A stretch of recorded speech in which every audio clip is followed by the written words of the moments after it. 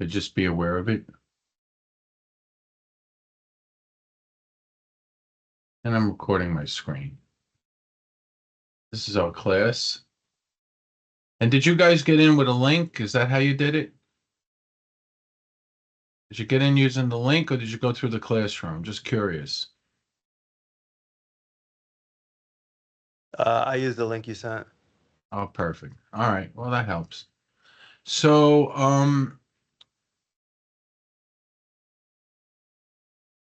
let's talk about the elements of the financial statement. So we know we have an income statement, a statement of returned earnings, a balance sheet, and a cash flow, right? So the income statement is also known as a profit and loss statement. Key elements are revenues, expenses, and net income. We know that we start with the retained earnings that we had. That's the actual money left over from the year before. Then we add our net income, which is the money we made, take away dividends, which is money we paid to our shareholders, and then we have an ending retained earnings. So that's how the statement of retained earnings work.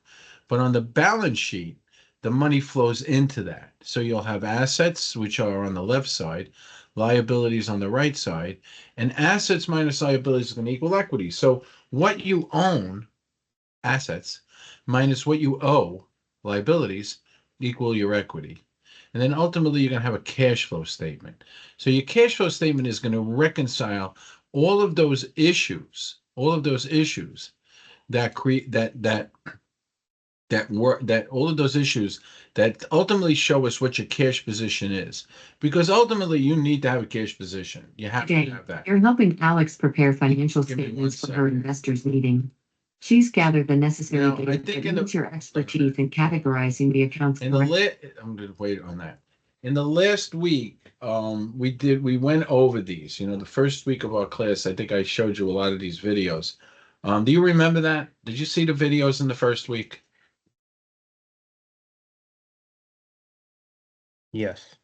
Okay, good. But I have another video I want to show you today, which is how to reconcile your cash flow. So by now we've gone over it, and you should know how to um what an income statement looks like, how that flows into the balance sheet. But let's talk about cash flow. But before we do that, let's watch this little video on developing financial statements. Today, you're helping Alex prepare financial statements for her investors meeting. She's gathered the necessary data but needs your expertise in categorizing the accounts correctly. Your guidance will ensure Alex presents a clear and concise overview of her company's financial health, setting the stage for potential investment and growth opportunities. Let's dive in and help Alex shine in front of her investors. You're assisting Alex, a budding entrepreneur who's eager to make her mark in the business world. As Alex navigates the complexities of managing her startup, she's realized the importance of understanding financial statements to make informed decisions.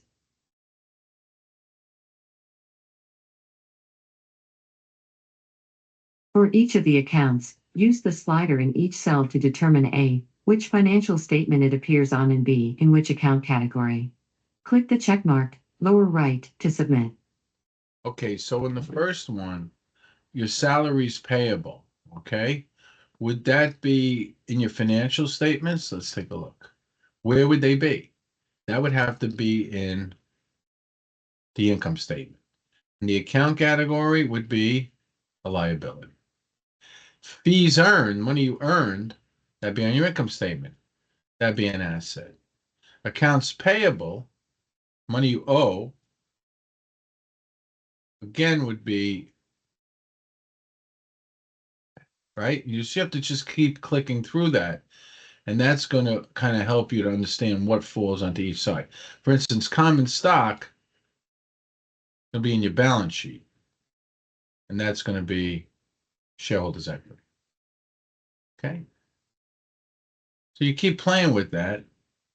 Incorrect. Oh, wait. You have at least The salaries payable will be, hold on. That shows up on your balance sheet because that becomes get this over again. I'm sorry, salaries payable are going to be in your balance sheet, and it's going to be where is that? Today, you're helping Alex prepare financial statements for her investors. You're assisting Alex. For each of the accounts, So your use the salary, slider in each cell so to your determine salary's A, payable which is financial statement it appears on, You and s- B, you s- which account category. your two Click the pay, check mark, lower right, to submit. your two payables are going to be on the balance sheet, and they're going to be liabilities. Okay, they're going to be on the balance sheet. They're going to be liabilities. Fees earned are going to be income, and that's going to be on the that's going to be an asset, and common stock is going to be equity. Okay. But the one thing you definitely want to keep, is I just thinking about payables from the income statement standpoint. But the one thing you want to think about, is your cash flow. Cash flow is really important. So when you're producing financial statements, right, you're going to come up with an income statement, and we went over this last week. Your income statement is going to show revenue, and less your expenses, which is going to be your total expenses, and of course, in a real income statement, this is going to be much more blown out, and you're going to have a lot more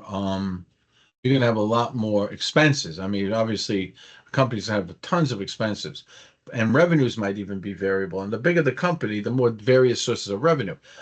But at the end, it's all going to work the same, and you're going to have net income. And then here, you're going to have your equity, right? So you're going to begin with your common stock and any stock you issued, which is your ending common stock. And then you're going to have income that you brought in, less any dividends you paid. And that's going to be your total stockholders' equity. So that's going to be your increase in what you're worth. Obviously, what you're worth in a company is going to be whatever you began with in stock, that's your equity holders, plus any stock you issued. Usually companies issue stock in the beginning and don't keep issuing stock. But the reality is you're going to have all of this equity. Then you're going to take away, you're going to add net income because that's new money that you made, but then you paid some out to your shareholders. Ultimately, that's going to be your ending retained earnings. And then that's going to equal your equity. Okay, so there should be no questions on that. And in terms of your balance sheet, you're going to have assets on this side, cash, accounts. That's where I got it wrong before. I'm just thinking about it a little differently. Accounts payable will be on your balance sheet as a liability, see? And any kind of payable is going to be a liability on your balance sheet because it's not really part of income. It's going to be something you're going to owe in the future. Okay? It's something that you're liable for. So that's going to be something you're going to want to show on your balance sheet. I just got turned around for a minute. And then any unearned revenue is also going to be included as a liability because it's something you haven't earned yet. You haven't turned into cash yet. So on the asset side, and remember, assets start at the most liquid to the least liquid. You're going to have $24,000 in assets. Your liabilities are going to be about 7,000, and when I subtract these two, it's going to equal what I'm worth, and that's going to be broken up between what my shareholders gave me and how much money I put back in the firm. And notice that the liabilities and the equity have to equal your assets. So finally, we got the statement of cash flows, and this is what I want to focus on this morning. I want you to see the video that I prepared, and I will include it. Well, we have the video today, but I'm going to include this video in my in our work, so this way you have access to it. But it's part of my accounting channel. It's part of my accounting channel. Hold on a minute.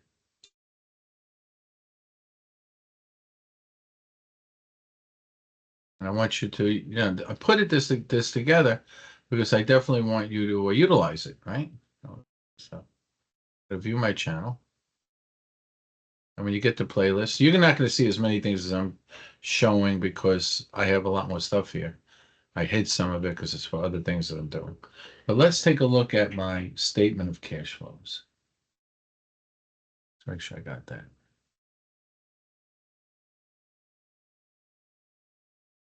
Finally, we now come to part. Could you guys hear that? Could someone just tell me that you hear that? Let me play it. Part 5, but it's a statement of cash flows, which is really important if you're going to study finance. You guys hear that? Yeah, I hear it. All right, excellent. So watch this on the statement of cash flows. Basically, what a statement of cash flows tell us is we're starting out with a cash position, right? And then we're going to have our profit, which adds to our cash flow, right? The profit's more cash. Then we're going to add back depreciation because depreciation is a non-cash expense. I'll explain that in the video. but it's something we did a long time ago. We spent capital years ago to build buildings, to buy trucks, and the government allows us to write that off over time. So since we could write it off over time, that ability to write it off is essentially called depreciation. Now, even though it reduces our taxable burden, right? Because it reduces our tax, whatever, we can write depreciation off as an expense. So from an accounting standpoint, we have less taxable income. It's not a true expense. We have to spend cash like on the other stuff. So to reconcile our cash position, and we always want to know where our cash is, because that's how we run the firm, we add that back. Then if I increase my accounts receivable, which means I'm lending my customers more money to buy my product, then I'm going to take that away because that's money that I thought I earned, but I haven't received cash yet. And then so on and so forth. So I explain it here. Let's watch it together. Finance. But you have three different areas. You have the area from the income statement or from your operating expenses. Then if you did any investments, like you bought a new building or you bought new trucks, you got to use cash for that. And then finally, the third category is going to be financing. If I pay off debt, like when you pay off a credit card, that's going to be less cash out of your pocket, but it also reduces a liability. If I take on more debt, it increases my cash position. So even though what this statement, and it's an important statement, basically does, is it tells me where my cash is and it reconciles my cash position. Remember, accountants are going to mostly be concerned with what they have to report to the IRS and presenting clean financial statements, which is the income balance sheet, the income statement, retained earnings is part of that. And that's very important because you do not want to make a mistake or intentionally make a mistake on any of your financial statements, because that could carry civil and criminal penalties, as we know. We're going to go over my last piece where I go over the qualitative aspects of accounting or these particular financial statements. But the statement of cash was a little different because it's what the finance people are interested in. It's how much cash is actually in my pocket. Like, for instance, if you're writing a check for your mortgage every month of, say, $2,500, and that's the check you write to the mortgage company. Well, one way to look at it, most people will probably look at it as, well, it costs me $2,500 to live in this house. But here's the reality. If you're getting a deduction on your taxes and on which you do, on your taxes and your mortgage, depending on what state you're in, your income level, if you're getting that, because now we know with the new tax law, you can get a high standard deduction. But let's assume you're writing off your mortgage and your real estate taxes. Well, just like going back to my depreciation video, you're getting a break from the government. You're taking income out of your IRS statement or out of your IRS filing, so you pay less taxes. In effect, if I'm paying less taxes, whatever my tax rate is the share that the government is kind of giving me a shield on. So if I had $20,000 of mortgage payments in a particular year, my tax rate's 30%. Effectively, I've saved 20,000 times 0.3, which is $6,000, because I didn't have to claim it. So try to understand that. Spend some time thinking about it, because it's really important. So if I'm able to shield 6,000 of my income, effectively the government picked up 6,000 because I would have had to write them a check for that. So your effective cash flow is increased at the end of the year by $6,000 is what I'm trying to say. When you get those refunds from the IRS, these aren't gifts from the government. They're just giving you back the money that you didn't take advantage of during the year. If you take important point, when you get money back, it's not because they gave you money. It's because you over withheld. Now, you want to always make sure you don't owe taxes. That's for sure. But you also want to be aware of the fact that this is just money you overpaid. In your full deductions, you won't get any money back. Remember, anything you pay into the tax system, if you get it back, that means you overpaid.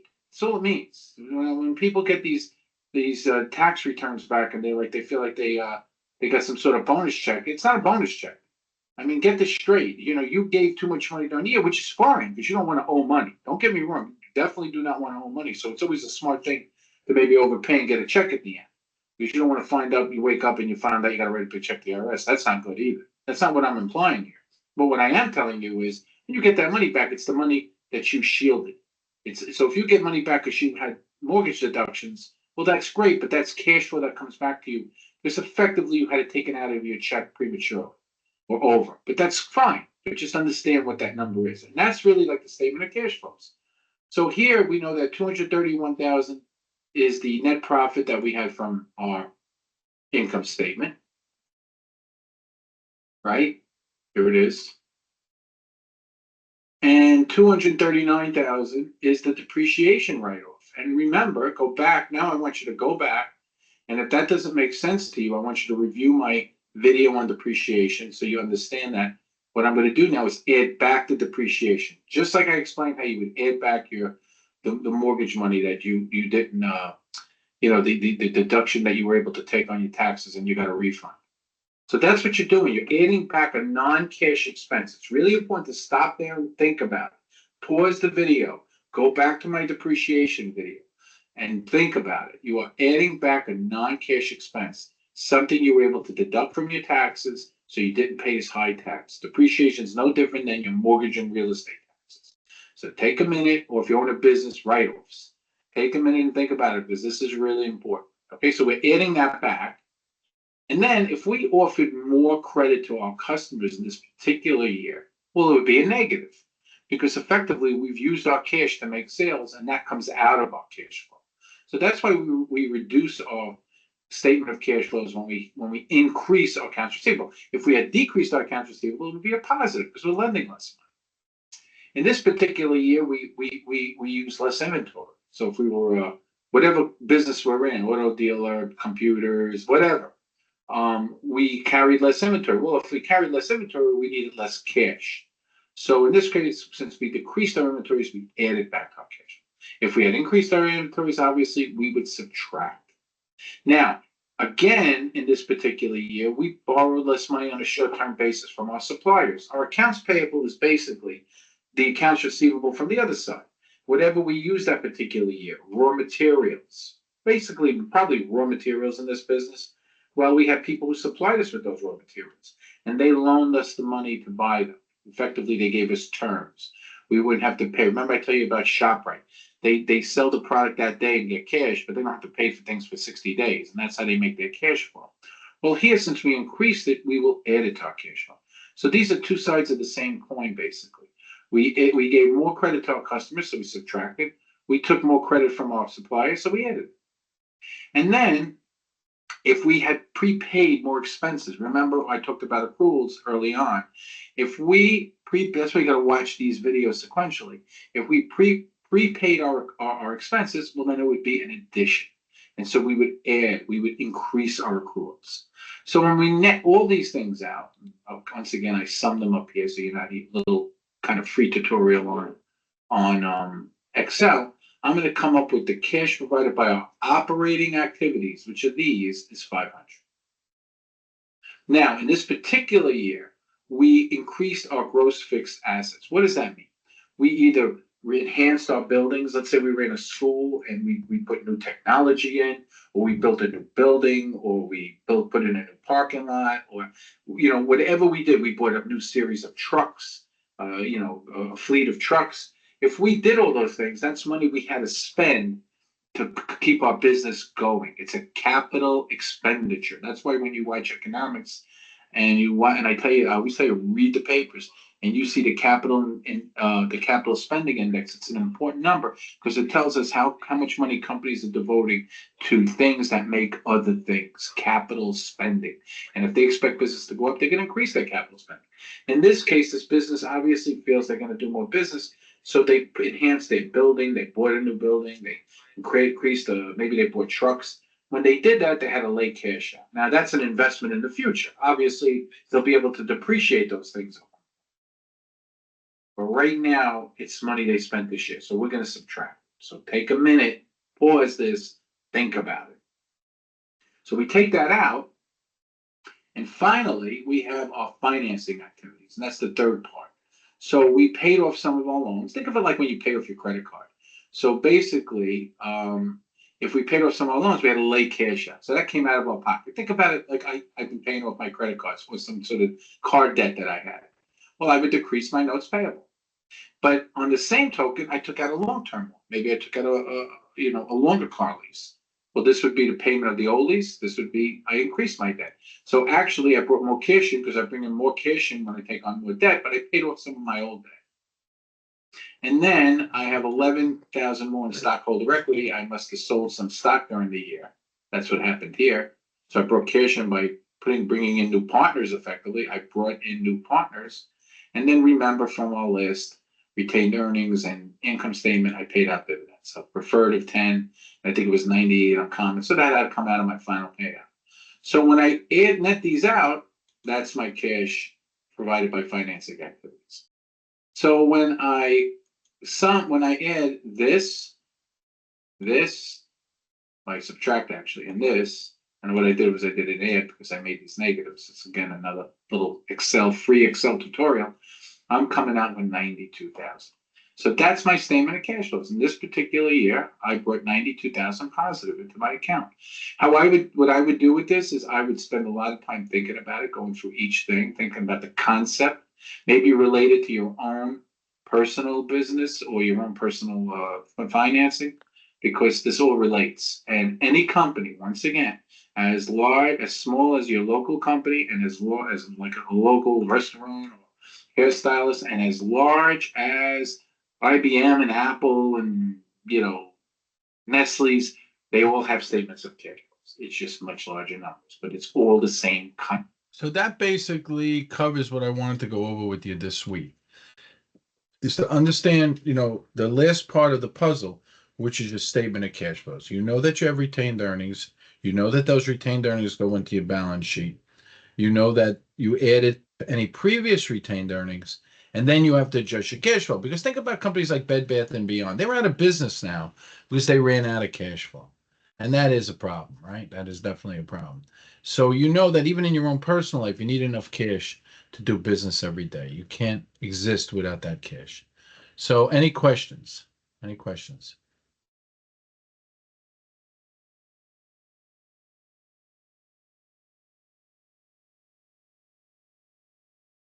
Any questions?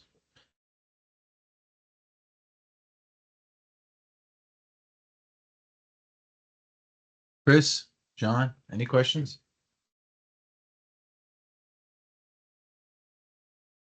No. Okay. All right. So I'm going to stop here unless you have any other questions, but just keep working on the McGraw-Hill. Next week, I already put in the guidance. We're going to be doing vertical analysis, and we'll take it from there. I'll see you guys next week, and thank you for attending. I am going to download this into a YouTube video and send that out so you have it. Okay. See you next week. Thank you. Thanks.